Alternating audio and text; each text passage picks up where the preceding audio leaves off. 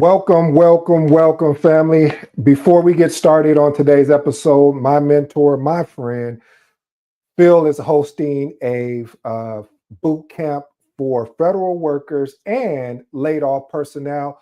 Save the date for March 10th through the 14th. Again, March 10th through the 14th. Check it out. I also have it in the comment sections for you, so you can just click the link and go there. So take advantage of this amazing opportunity that my friend is putting on and mentor. It's going to be some great training. Well, with no further ado, let's get into what you're here for today. And as we say, let's get to work. Are you leading your team or are you just managing tasks? Do you think your title makes you a leader? Think again. If you don't lead by example, no one, and I do mean no one, will follow you. You mind if I tell you a short story? See, a few years ago, family, I worked with this project manager. Let's just call him Bob. And he had all the certifications, the fancy title, the amazing resume, but the team couldn't stand working with him. You probably say, well, why? Because he expected everyone to stay late to meet deadlines, but he was the first one out the door at the end of at 5 p.m. He demanded quick responses to emails, but took days to reply himself. He preached about you need to be accountable. You need to, be on time at meetings. You need to, but when things went wrong, he made a decision, not a choice, to point fingers instead of taking responsibility. Then one day, a major deadline was at risk and the team was struggling. So instead of being the exceptional project manager that his resume stated, he sent a long email blaming people for falling behind. That was the moment when the team mentally checked out. See, no one went the extra mile. No one trusted his leadership. And ultimately, the project suffered not because of his lack of skills, but it was because he had no reason, they had no reason to follow him. So that experience right there, family, taught me a critical, and I do mean critical, lesson. Leadership is not about telling people what you do. If you want respect, you have to earn it. If you want your team to be accountable, you need to be the most accountable person in the room. If you want commitment, you have to show commitment first. So here's the question. Are you leading by example, or are you just expecting your title to do the work? Point number one, lead by example, not by title. So your team will follow what you do, not what you say. If you expect accountability, transparency, and professionalism, you must embody these traits yourself. I remember my mom would always say, she said, I don't want you to do as I do. I want you to do as I say. And we would laugh about it because I would challenge her again in a very respectful way. We would laugh about it because I would say, well, Mom, you doing such and such. She was like, I'm grown. So the point I'm trying to make here, family, is that this is important as a project manager who leads by example. You want to earn respect. You want to foster a culture of responsibility and accountability, and this minimizes resistance from your team. Here's my actionable tip. Arrive at meetings prepared. Meet your own deadlines that you have set and handle challenges calmly. See, your behavior sets the tone for how your team operates. Point number two, communicate with clarity and purpose. See, having communication that's ambiguous causes confusion, delays, and unnecessary back and forth discussion. See, when your communication is rattled or it doesn't sound, that good, it just creates confusion. Here's why this is important. Clear, concise, and direct communication prevents misunderstanding, keeps stakeholders alive, and saves time. Here's my actionable tip. Use structure formats for emails and updates, bullet points, summaries, and next points. I'll even dig deeper on that. When I send out an email, I send it out for a meeting recap or anything of that nature. I make sure, this is why I always tell you, family, start looking at copywriting books or people that do copywriting, this is where I learned how to structure my email because I want to make it actionable. My subject line may say action required. This is telling them, hey, there's something in here important for you to look at, because you have to keep in mind you're communicating up and down the ladder, meaning you're communicating with executives, down to directors, to and down to your project team. So you want to make sure that if you have something that is actionable and very important that the team needs to be cognizant of, then you want to ensure that they take action and read that. So, and always verify that your message was understood correctly. This is another thing that I do as well, is that when I'm in meetings, I'll go over the meeting recap that may have been sent out. And I only do this if I notice that there's no people are not taking action, or there seems like, and you can tell if there's some confusion because nobody won't say anything. So when you go to your next meeting, bring up your meeting recap and say, hey, going over the actionable items, just want to follow up and see where we're at. Just also the body of the email, just want to make sure everyone is aligned of where we're at. Point number 3, learn to listen more than you speak. Okay, maybe I'm talking to myself here, because many project managers focus on too much on talking, directing, and instructing.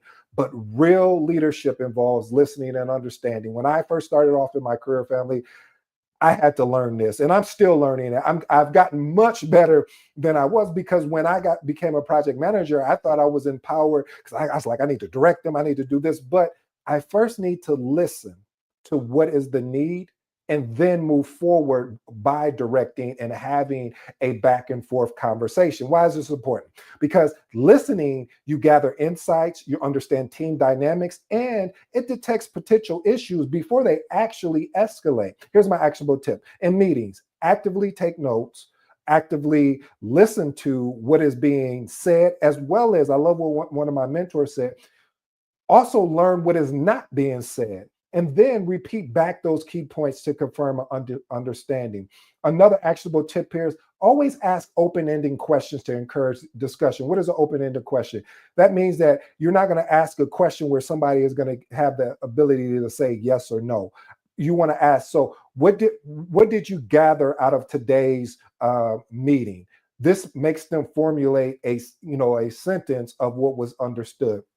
By the way, family, if you haven't, pick up that Secrets of Success Project Manager book, as well as the Magnetic Project Manager. Really 2 great books, especially for my new project managers. That Secrets of Success Project Manager book will be a great read for you to get started in your journey. Point number 4, address problems early before they become actual crisis. See, many project issues start small, and I do mean small, but they escalate when ignored. Why is this important? Early intervention prevents costly delays and reduces stress and builds credibility as a proactive leader. Here's my actionable tip for you today, family. Set up weekly risk check-ins with your teams. If something kind of feels off, address it immediately. Don't wait. Don't sweep it under the rug, because if you don't do that, what happens is now it becomes a full-blown problem. Point number 5, own your mistakes and move quickly. If you're trying to cover up mistakes or blame others, damages trust,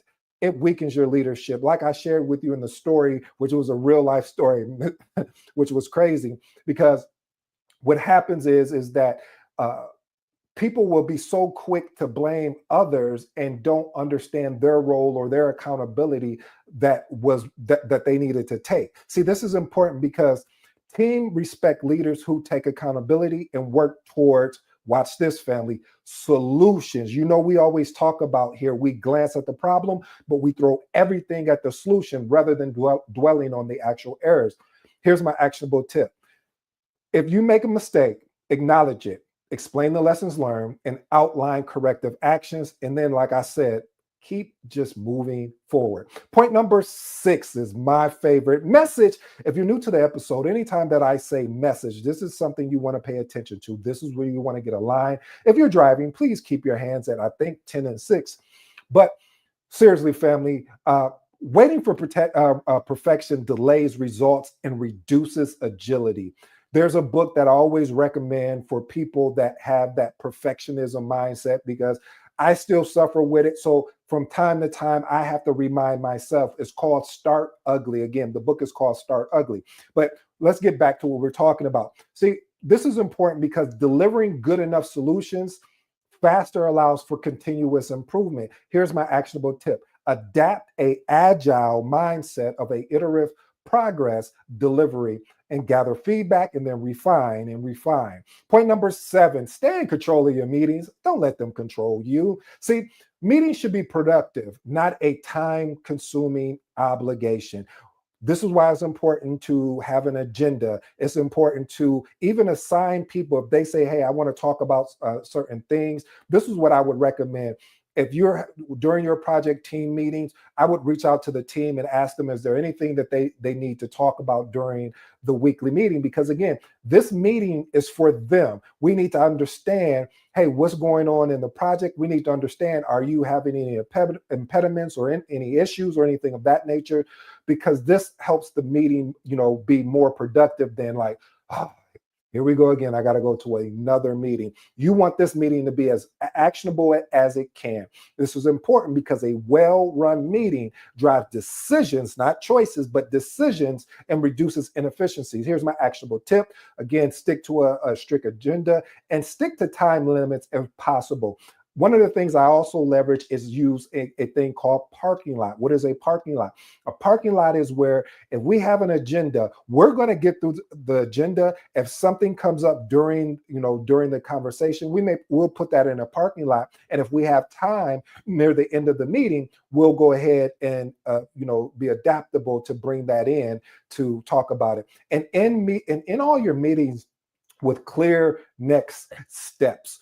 Point number 8, master conflict resolution, not conflict avoidance. I don't know why I did that. I just wanted to dance. But anyway, I digress. Ignoring team conflicts leads to resentment and inefficiency. This is important, family, because addressing conflicts head on fosters a healthy team dynamic. Here's my actionable tip. When conflicts arise, facilitate discussions with a neutral tone, listen actively, and guide the conversation towards a actual solution. Well, family, if you stayed this long, I truly appreciate it. Here's my final thoughts. I always want you to take action. When you listen to today's episode or any episodes that I do, I want you to take action. I want you to understand leadership is not about titles or years of experience or certification. It's about how you show up every single day. Listening to this episode is a great start, but true leadership is built through action, not just knowledge. This is why I'm always saying, take this information, this pragmatic information, and experiment with it at your job, because it's going to be important. See what works and see what doesn't, and what doesn't work for you, get rid of it. If you want to stand out, earn respect, lead with confidence. Focus on these 3 critical leadership principles to help you. Here's one of the 3 criticals. Lead by example, not by title. Like I said, your team will mirror what you do, definitely not what you say. So show discipline, show commitment, and most of all, be professional in everything you touch. Here's my action item for you. If you demand excellence, you be the first one to demonstrate it. Number 2, listen more than you speak. Leadership is not about having all the answers. One of the things that I do is when I don't have the answer, I'll say, hey, I don't have enough information to answer that accurately, but what I'll do is let me go research the information and I can come back to you. And I give a timeline. So I'll get back to you in 24 hours or 3 hours, or depending on what the actual question is. And you want to listen actively and absorb insights and give your team space to contribute. Here's my actionable tip for you. The best leaders make people feel heard, not just managed. The last and final one, master conflict resolution, not conflict avoidance. I always talk about conflicts because we don't talk about that enough in project management. We kind of skip through it, but conflict happens a lot, and all conflict is not bad. Now, there's a lot of bad conflict out there, but sometimes there's some good conflict where we have really deep conversations where, yeah, the tone may change, but you as the project manager need to get everyone back in a calmly state of mind. So ignoring tension doesn't make it disappear. It actually makes it worse. So address issues head on with confidence, fairness, as well as clarity. And my actionable tip, strong teams don't avoid conflict. They navigate through it together collectively. Now, it's your turn. Which of the leadership principles will you put into action today? The best project managers aren't just watchers, they are doers. So go ahead and lead with confidence, and enjoy. I hope you enjoyed today's episode. I go by the name of ED. For all you smart and intelligent folks out there, hey, listen, that just simply means Ed. Until next time.